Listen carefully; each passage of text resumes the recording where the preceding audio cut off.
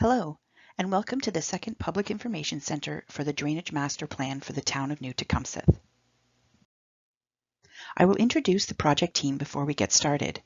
Caleb Blaine is overseeing the master plan as the project manager on behalf of the town, and Karen Hoffbauer is a senior water resources engineer with Matrix Solutions in the role of consultant project manager. The key team members also include 3 more water resources engineers from Matrix Solutions. Shayna Blue is leading the hydrology portion of the study, focused on Beeton Creek and Baker Drain. Kelly Molnar is responsible for the Riverine hydraulics and flood risk assessment throughout the town. Natalie Burrows is responsible for the urban hydraulics assessment within each of the settlement areas. We want to acknowledge that we are on lands traditionally occupied by Indigenous peoples. They continue to care for this land, they continue to shape the town of New Tecumseth, and we want to show our respect. Hundreds of years after the first treaties were signed, they are still relevant today. In accordance with ongoing public health guidelines, the Town of New Tecumseth is hosting public meetings over virtual platforms. This meeting is being hosted as a pre-recorded video to ensure it is available to review at your own convenience. The presentation is approximately 40 minutes long.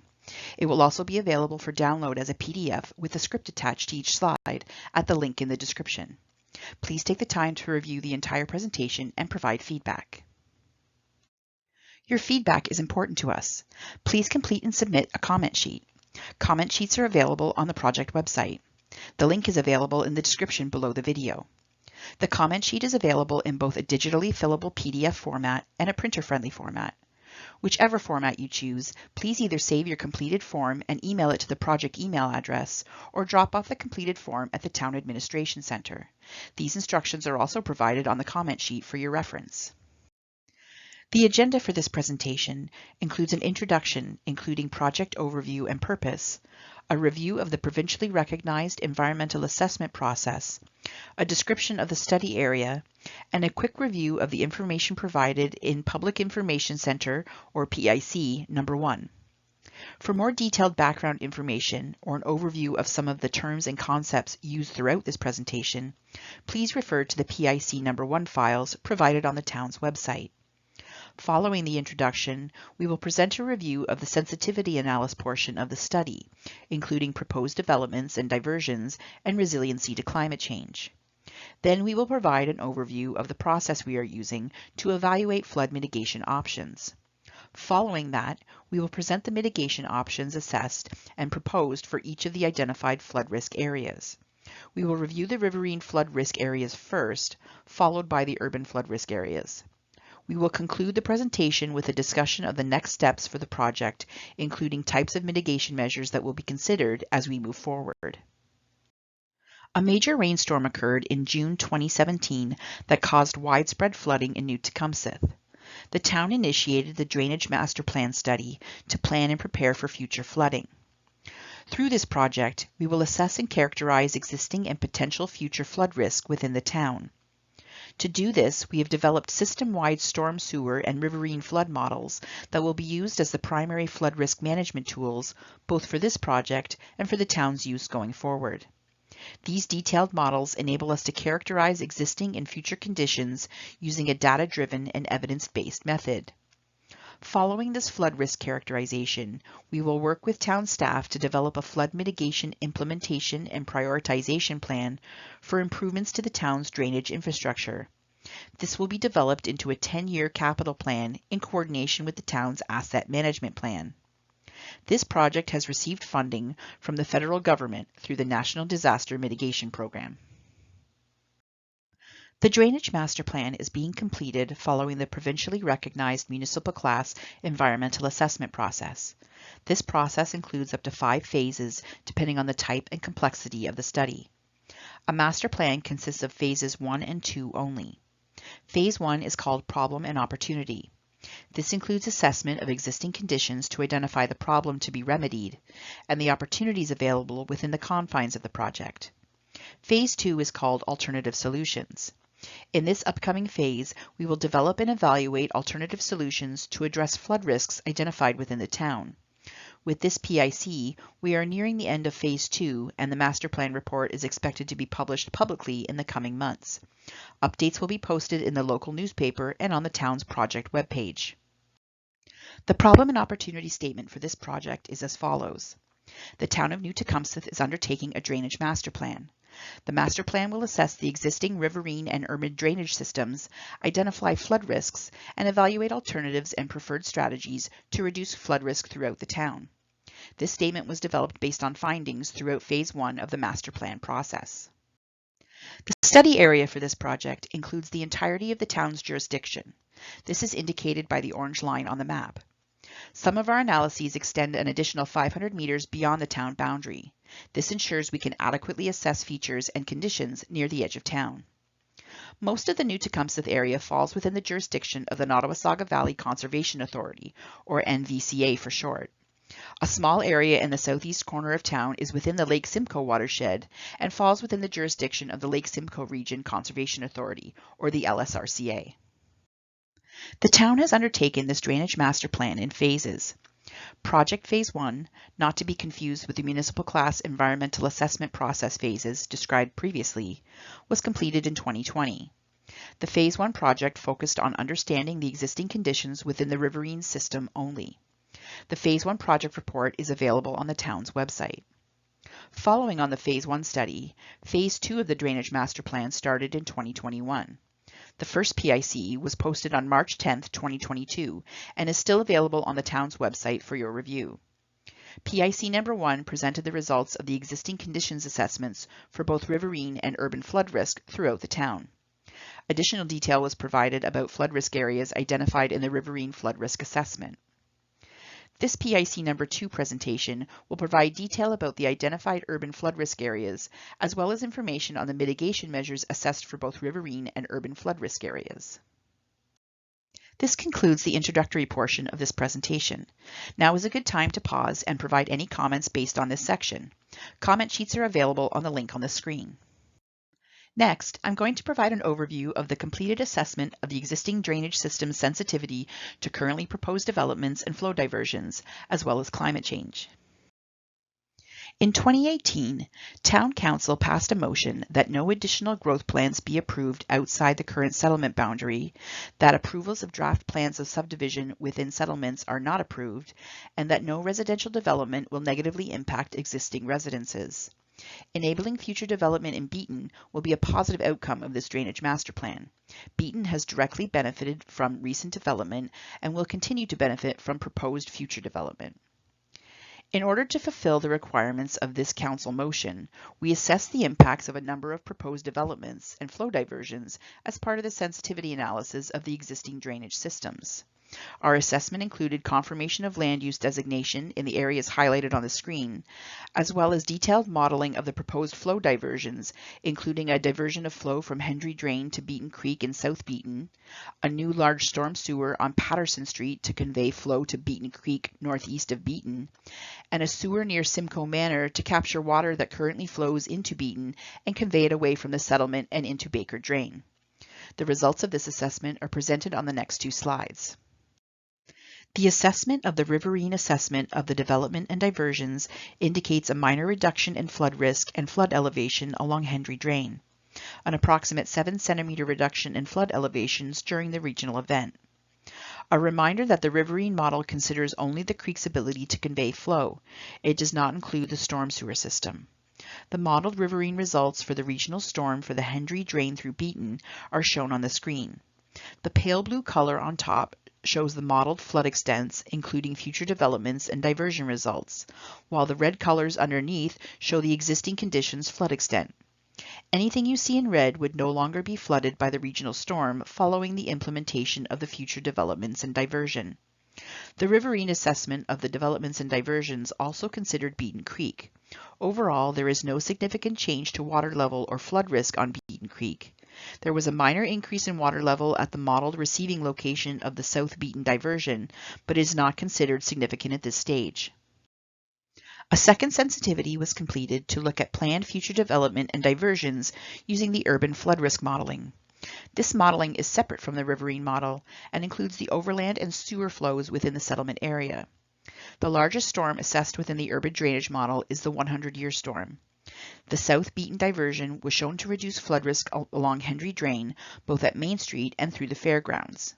The Simcoe Manor diversion mitigated spill at the Jackson Place Plaza. The future Patterson Street sewer reduces flood risk along Patterson Street and lessens the ponded depths at Stewart Park. While not modeled, it is also important to note that the town has recently completed a maintenance cleanout of Hendry Drain. Drain cleanouts are completed on an as-needed basis on Hendry Drain. Town staff have been working to understand the risks to private and public infrastructure resulting from climate change. There is a high level of uncertainty related to climate change, particularly related to future predicted rainfall amounts.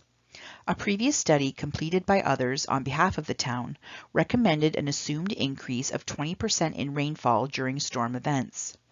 The town has incorporated these findings into the updated engineering design criteria and standards, which guide development and future infrastructure design within the town.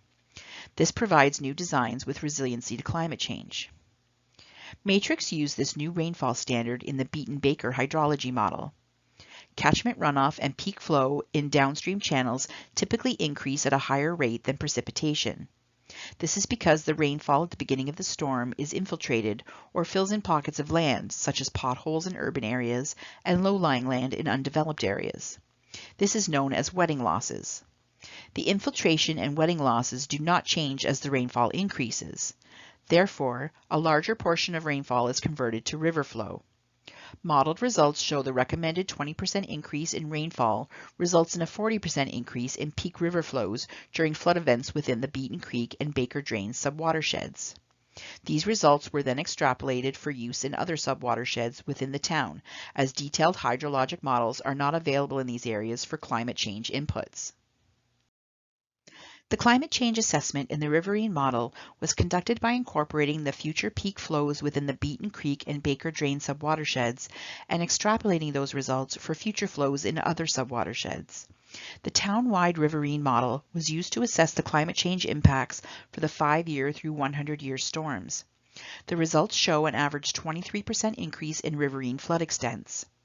The smaller storms generally show a greater increase in flooding, while the larger storms have a smaller increase, as the floodplain areas were already relatively full for these storms. Looking at flood risk, the climate change sensitivity analysis shows an average increase in high-risk flooding of about 40% for the assessed storms. The increase is largely within the Beeton Flats ponding area, but flood risk has potential to increase across the entire town. Lastly, we looked at the hydraulic performance of bridges and culverts within the study area. There will be a 5 to 10% increase in the number of structures that fail to meet the town's guidelines for both design capacity and roadway overtopping. This means that more structures surcharge in the 25-year or 50-year design storm, and more structures experience overtopping in the 100-year storm. These results were factored into the Riverine flood mitigation measures that will be discussed a bit later in the presentation. The rainfall was updated in each of the urban flood risk models to reflect future conditions as per the town's current design standard. This increased overland flow in the urban drainage system as the sewer system is overwhelmed sooner. Generally, the areas experiencing overland flooding are the same for existing and future climate conditions, but with increased flood depths and extents with future climate conditions. Very few new flood areas were formed. Here you can see the impact of climate change on the 100-year storm in Tottenham, with existing climate on the left and future climate on the right. In this section, I will provide an overview of the evaluation process used in the assessment of mitigation options for both riverine and urban flood risk areas. The actual mitigation options and assessments are provided later in the presentation. The municipal class environmental assessment process includes evaluation of alternative solutions to address the problem and opportunity statement for the project. In this case, the alternative solutions are flood mitigation measures. Various flood mitigation measures were considered for both the riverine and urban flood risk areas. The project team, in coordination with town staff, reviewed the mitigation measures at each location and selected a preliminary preferred solution prior to initiating hydraulic analysis. The initial evaluation considered capital cost, construction feasibility, operation and maintenance requirements, and potential coordination with other town projects. The preliminary preferred solutions were then assessed for hydraulic benefits and downstream impacts. The results of these assessments are presented in the following sections of this presentation. Pause here to provide any comments based on this section. Comment sheets are available at the link on the screen. Next, I will provide an overview of the Riverine Flood Mitigation Assessment. Before we present the results of the Riverine Mitigation Assessment, it is important to discuss the context for reviewing the model results. The town's engineering design criteria and standards specify requirements for the hydraulic performance of bridges and culverts within the town. The design capacity for bridges and culverts depends on the road type. Larger roads that serve as primary transportation routes have infrastructure that is designed to handle larger storm events, while local roads with less traffic can be designed to lower standards. In all cases, the town standards specify that there should be no overtopping of roads at bridges and culverts during the 100-year storm event, meaning water should not be spilling onto or over the road during this event. It is important to keep in mind that this is the current design standard and that older infrastructure may have been designed to other criteria. And further, we recognize that the town has plans to upgrade roads in the future, which may change design requirements. The current standards were used to identify existing areas of flooding concern that were carried forward into the mitigation assessment. This slide has been repeated from PIC number 1 to show the locations where existing channel or culvert capacity issues were identified. The map includes red outlines to show the 7 refined HECRAS models that were developed to assess these areas in more detail. Details of the existing conditions and causes of flooding for each area were presented in PIC number 1. Mitigation measures were considered at each location, and the results will be presented on the upcoming slides. The next few slides include figures to show the potential benefits of the mitigation measures that were assessed. Both existing and proposed scenarios include peak flows based on climate change conditions. First, we wanted to understand how the existing infrastructure performs under future flow conditions to help size components, such as culverts, for mitigation measures. Then, we simulated the proposed infrastructure using the future flows to improve resiliency to climate change. The maps on the screen compare the results of existing and proposed conditions. The left side shows the existing flood depths, including climate change, while the right side shows the proposed flood depth if the mitigation measures were implemented. The colors on the figures are variations in the modeled flood depths, which can be used to estimate flood risk on roads and properties. There are other factors that contribute to the classification of risk, such as the velocity of flow and the frequency of flooding. In the identified flood risk areas, the depth of flooding was found to have the greatest influence on the risk level, so these have been shown in the figures. The purple color is shallow depths less than 10 centimeters and therefore do not pose significant risk to public safety. The blue color represents depths between 10 and 30 centimeters and are generally low risk. Pedestrians and vehicles can safely travel through these areas. The green and yellow colors represent flood depths ranging from 30 to 80 centimeters and would fall within the medium flood risk category. Vehicles cannot safely drive at these depths, but access by a healthy adult on foot would be possible. Lastly, high risk is represented by the orange, brown, and red colors, where depths are greater than 80 centimeters and are unsafe for both vehicles and pedestrians. Now, looking at refined model number 1, this area is located along the northern edge of Alliston. The source of flooding is a spill from Wilson Drain upstream of Sir Frederick Banting Road during the regional storm. The culvert labeled MSI 56 did not meet its design capacity requirements. So first, we considered upgrading the crossing with the goal of meeting the standard and preventing spill. However, the water level downstream of the culvert is quite high, so this limited our abilities to lower water levels upstream. Even doubling the culvert capacity could not reduce upstream water levels enough to meet the capacity standard or prevent spill. As a result, this upgrade is not recommended at this time.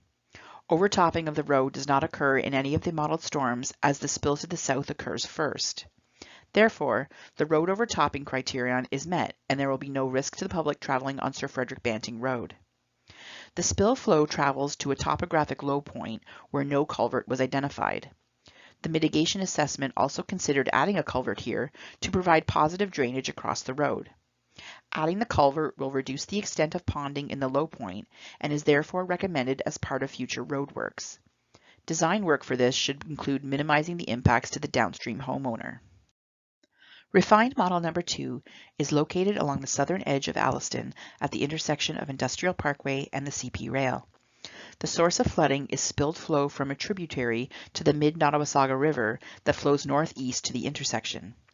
The mitigation measures include upgrading MSI 152, the culvert under the CP Railway, as well as MSI 166B, one of the culvert crossings on Industrial Parkway, to reduce flooding and prevent water from overtopping Industrial Parkway.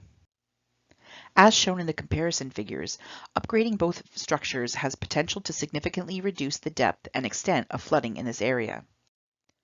Increasing the capacity of MSI 152 reduces flooding along the CP rail and is recommended as part of future work in this area. We are aware that an industrial subdivision is planned downstream of the railway. As part of our implementation planning recommendations, we will quantify the peak flows through the CP culvert that would need to be coordinated with the stormwater management design for the subdivision. We also recommend increasing the capacity of MSI 166B, located just east of Church Street on Industrial Parkway. The other 3 culverts in this location could not be upgraded because of limited space from local topography. Upgrading MSI 166B reduced flooding and was effective in preventing overtopping of Industrial Parkway in both the 100-year and regional storms.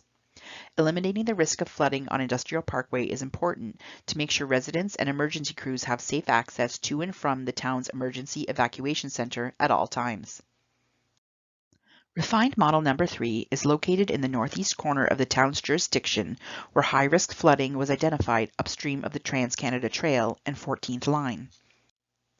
Here, we assessed an upgrade to MSI 132 so that it complies with the hydraulic design capacity standards and also to minimize high-risk flooding to the local residents.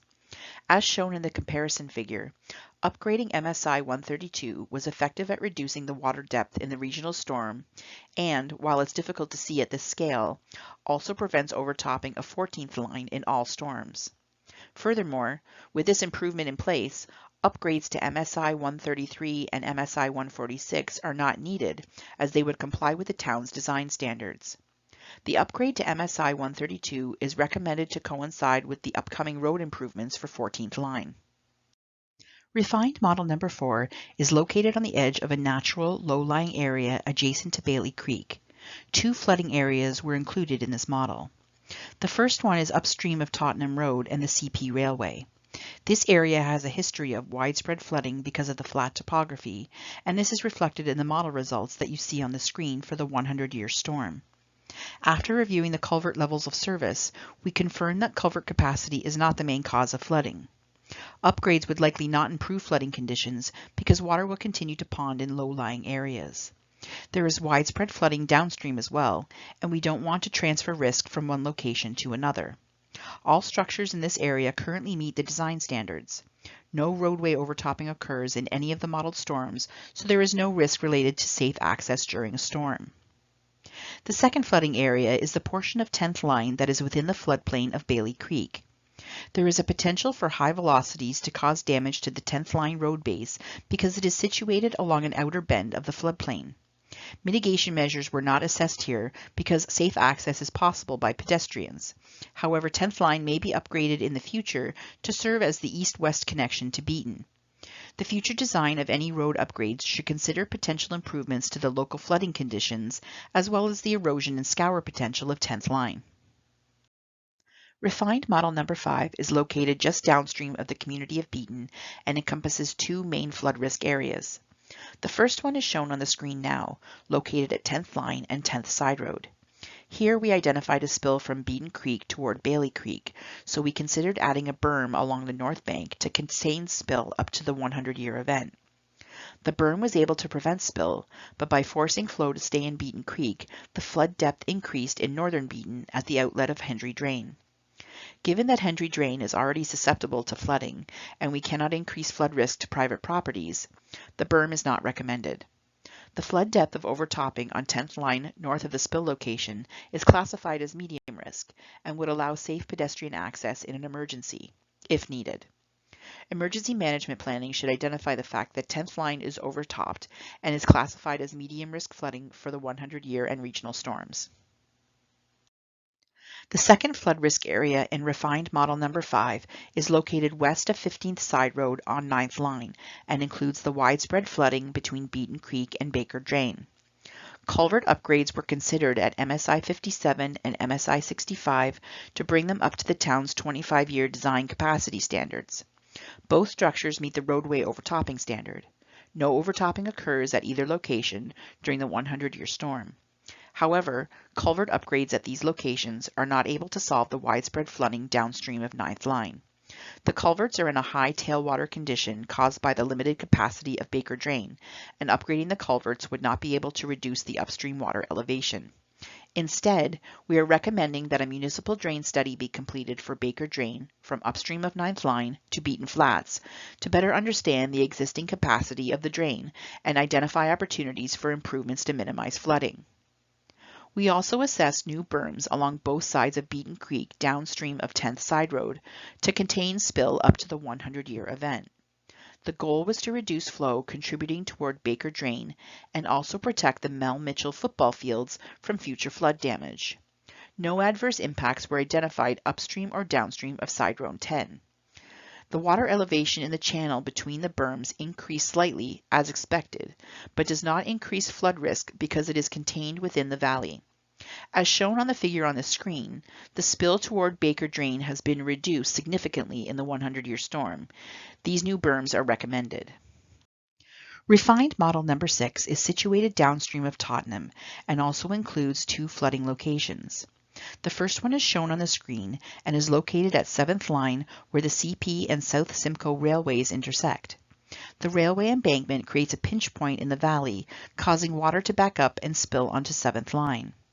The mitigation assessment included upgrading 12036 to a larger bridge to reduce upstream water elevations in addition to raising the road profile at the bridge to prevent overtopping in the 100-year storm. We also included raising the profile of 7th Line west of the CP rail crossing as shown on the figure on the right. There is an overpass where the CP rail crosses over 7th Line. We are not recommending to raise the road through the overpass as it is already quite low and we need to maintain height so vehicles can physically pass through. Therefore, a berm was added along the south side of the road to prevent water from spilling to the north. Area 6B is located on 6th Line east of Tottenham Road. At this location, we recommend upgrading the bridge on 6th Line to mitigate regular overtopping of the road and prevent future flood damage. This area was affected by flooding in the major storm that occurred in June of 2017.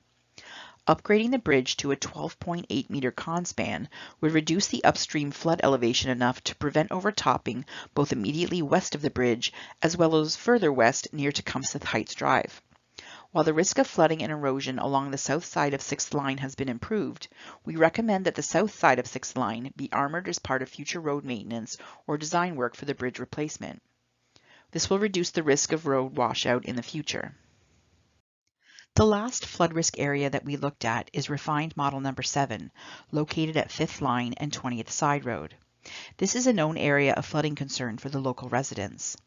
The recommended mitigation measures includes upgrading MSI 95 to a large box culvert to reduce flooding to the properties upstream of 20th Sideroad.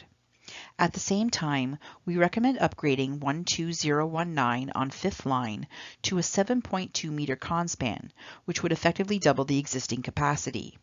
The existing culvert was found to be in poor physical condition and did not meet the town's design capacity standard, so replacing with a larger structure is recommended.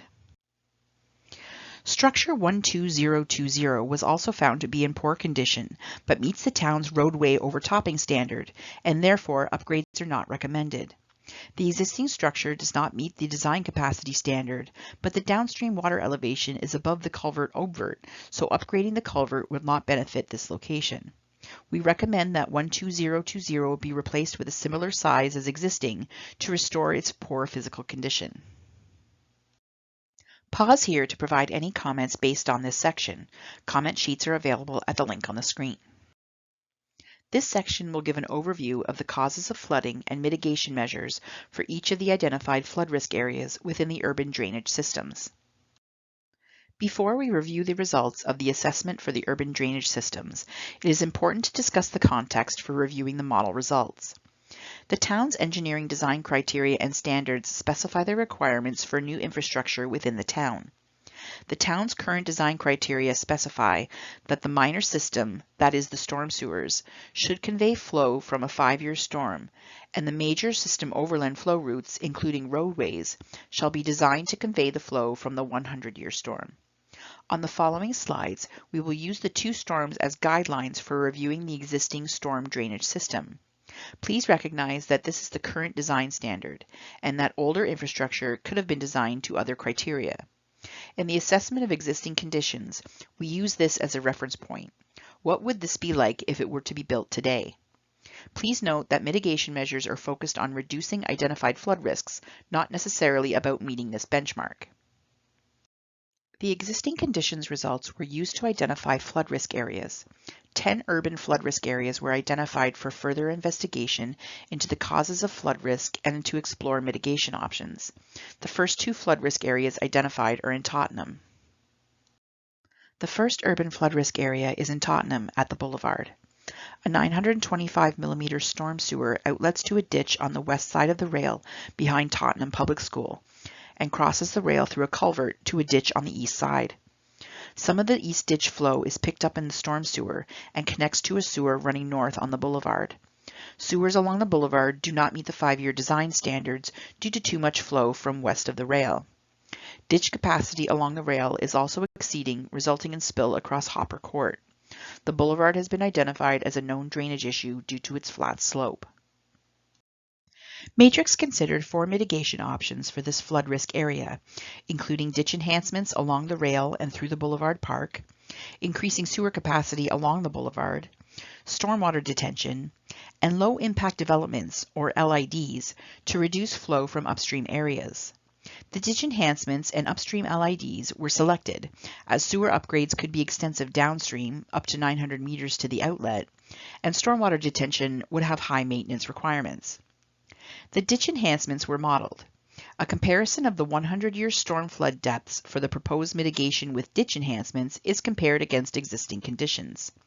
Spill from the rail ditch through Hopper Court has been mitigated. LIDs in upstream areas could be added to this to further reduce flooding upstream of the rail. LIDs were not modeled here due to the wide variety in potential designs.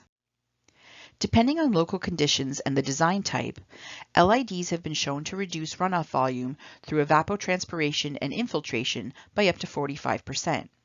Implementation of LIDs could be included in coordination with planned road reconstruction. The second urban flood risk area is in Tottenham at Alexander Street and Eastern Avenue. Flooding in this area is low risk but occurs frequently. There are no curbs on either of these streets to convey the major drainage flow within the roadway. There are some roadside ditches and catch basins, but ditches and driveway culverts are not consistent. The front yards on Alexander Street are low-lying, resulting in ponding. Some sewers on these streets do not meet the 5-year design standards. As shown on the left figure, the sewer is flowing at or above capacity until downstream of the railway crossing. Matrix considered 4 mitigation options for this flood risk area, including stormwater detention or infiltration in Eastern Park, ditching improvements or additional sewer capacity on Alexander Street, reconstruction of local roads to urbanize, and local LIDs, for example, property scale infiltration. Soils in this area may not be amenable for infiltration tanks in the park. Some streets in the area have been identified for semi-urban reconstruction for 2025 to 2029. The large right-of-way in this area is also conducive to LIDs. The preferred options identified were local road reconstruction, which could be supplemented with local LIDs. An urban cross-section with road catch basins and curbs were added to the model. The figure on the right illustrates a significant improvement to flooding along Alexander Street and Eastern Avenue. LIDs in upstream areas could be added to this to further reduce flooding upstream of the rail. However, they were not modeled here due to the wide variety in potential designs. Depending on local conditions and the design type, LIDs have been shown to reduce runoff volume through evapotranspiration and infiltration by up to 45%. Implementation of LIDs could be included in coordination with planned road reconstruction. The next 5 urban flood risk areas were identified in Beeton. The third urban flood risk area is in Beeton at the Jackson Place Plaza on Main Street. A large agricultural catchment south of Beeton drains north and crosses Main Street through a culvert near Simcoe Manor. Flow continues west in a ditch along Main Street until it enters the sewer on Patterson Street. The north bank of the ditch is not well defined, resulting in a spill around the plaza and through the parking lot starting at the 2-year storm. Matrix considered 2 mitigation options for this flood risk area, including the planned 900 mm Simcoe Manor diversion to Baker Drain and raising the north bank, adding a berm to contain the flow in the ditch. As shown earlier in the sensitivity analysis and on the right figure, the proposed diversion mitigates the spill. Therefore, no additional works are currently recommended for this flood risk area. The fourth urban flood risk area is in Beeton, between Maple Avenue and Main Street near Patterson Street. Private properties are frequently impacted by flooding in the 2-year storm. The ditch behind houses on this block is not well defined and is not functioning for large storms. Additionally, the sewers on Main Street and between Main Street and Maple Avenue do not meet the 5-year design standards. Matrix considered 2 mitigation options for this flood risk area, including redesign of the backyard ditch with inlets to the Patterson Street sewer, and adding a sewer on Maple Avenue to convey flow to Patterson Street instead of through the backyards. Redesigning the ditch was selected as the town owns the land and has had success with drainage enhancements like this in the past. The ditch will be designed to contain the 5-year flow and connect to the Patterson Street sewer. There is some benefit in the 100-year storm as well, as shown in the figure on the right. The fifth flood risk area is in Beeton at Cedar Street and the Henry Drain. The large ponded area south of Cedar Street is the result of 3 separate issues. The Center Street sewer is small and does not meet the design standard for capacity, which results in an overland spill. The Patterson Street sewer outlets to the east branch of Henry Drain, and this ditch is not well defined and can become overgrown with vegetation. And the Cedar Street culvert is undersized, resulting in backwater. Matrix considered 4 mitigation options for this flood risk area, including upgrading the Henry Drain culvert at the Cedar Street crossing, ditch maintenance from Patterson Street outfall to Cedar Street culvert, upsize the sewer on Center Street and add additional inlet capacity, and stormwater storage in the flooded property. The first 3 options were selected. Upsizing the sewer and inlet capacity on Center Street resolved overland flooding in the 100-year storm.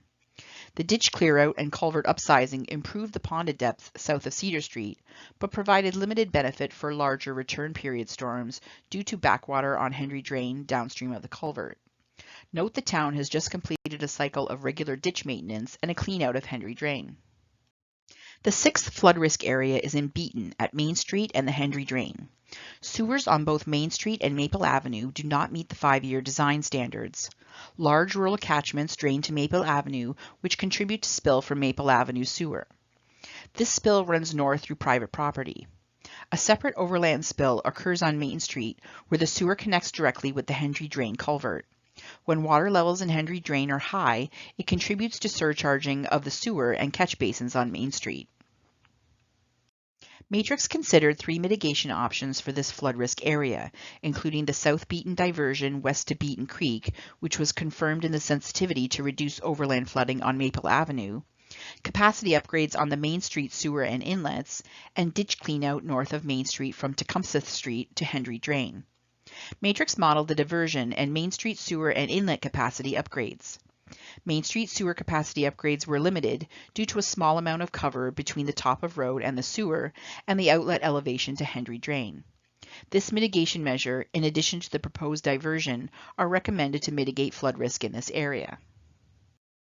The 7th flood risk area is located in Beeton at the Fairgrounds. Here, Henry Drain enters a long buried culvert at Prospect Street, which bends at 2nd Street and outlets to the surface at the edge of Beeton Fairgrounds Park. The drain through the fairgrounds has berms on both sides, with a higher berm on the west side. The culvert is overtopped during the 50-year event, causing water to flow overland across Prospect Street and through the fairgrounds. Due to the berm, flow through the fairgrounds does not re-enter Henry Drain until the north side of the park.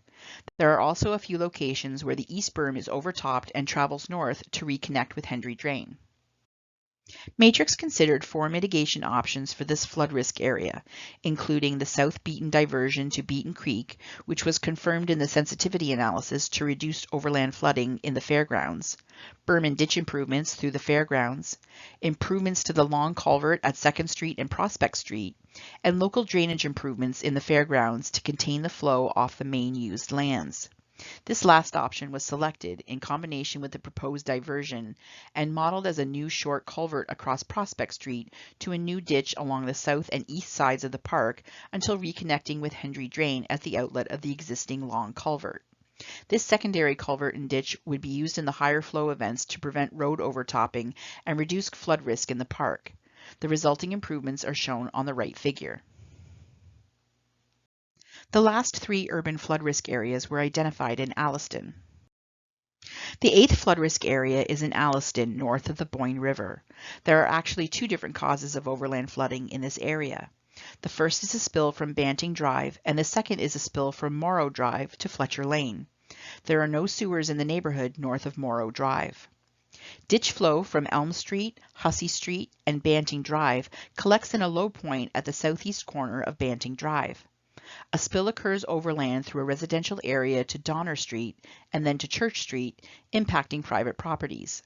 The overland flow continues south toward the Boyne River. A second overland flow path in this area is located along Morrow Drive and Fletcher Lane.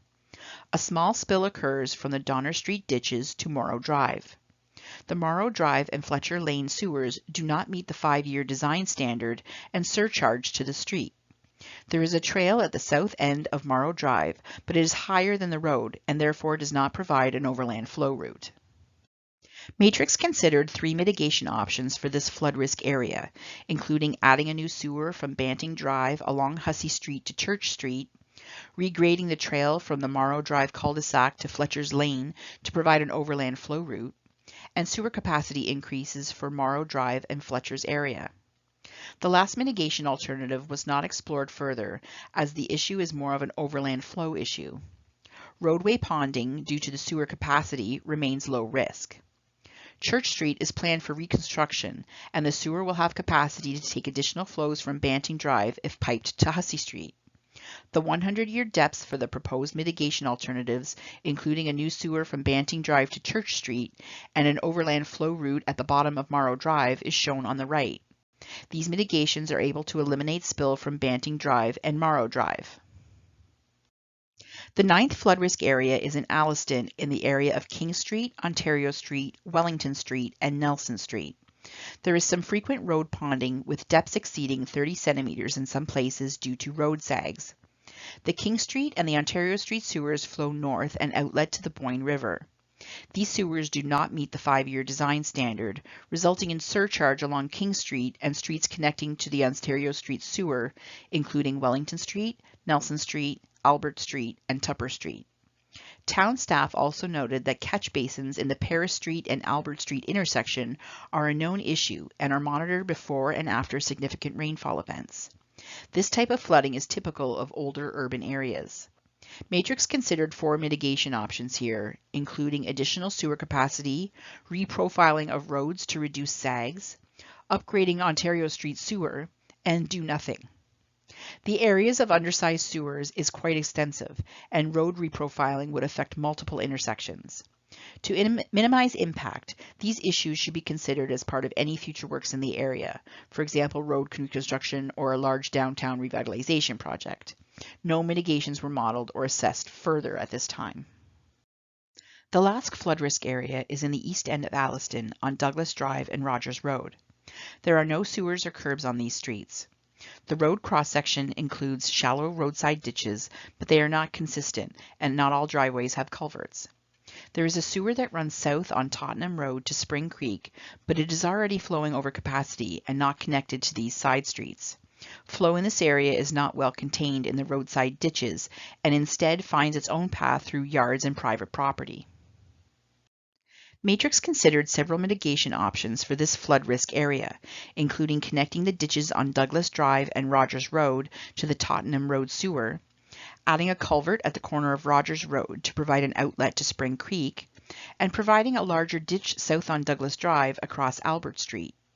Since the Tottenham Road sewer does not have available capacity, connecting to the existing sewer was not explored further. The figure on the right shows the modeled results of adding a culvert across Rogers Road to Spring Creek and adding a ditch on Douglas Drive across Albert Street significantly reduced ponding in this area. The Douglas Drive sewer outlet should be explored under a separate study to determine whether it should outlet to Spring Creek Peace Park through an existing sewer easement or along Albert Street to Spring Creek. The final section of this presentation will provide a quick description of the next steps for this project.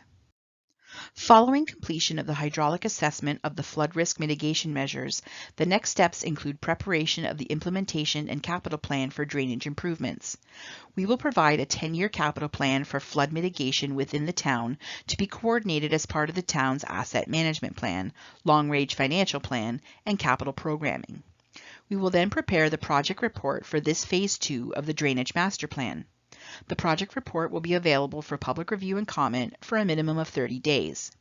Stay tuned to the town's website and local newspaper for the project notice of completion for details on when and how to access the project report. The Phase 1 and Phase 2 project reports will form the overall drainage master plan report. Thank you for attending this presentation. As we've mentioned, your feedback and input is an important part of the master plan process. Please complete and submit a comment sheet. Comment sheets are available online in a digitally fillable or printer-friendly version. You can submit via email to the address on the screen or print and drop off to the Town Administration Center at 10 Wellington Street East in Alliston.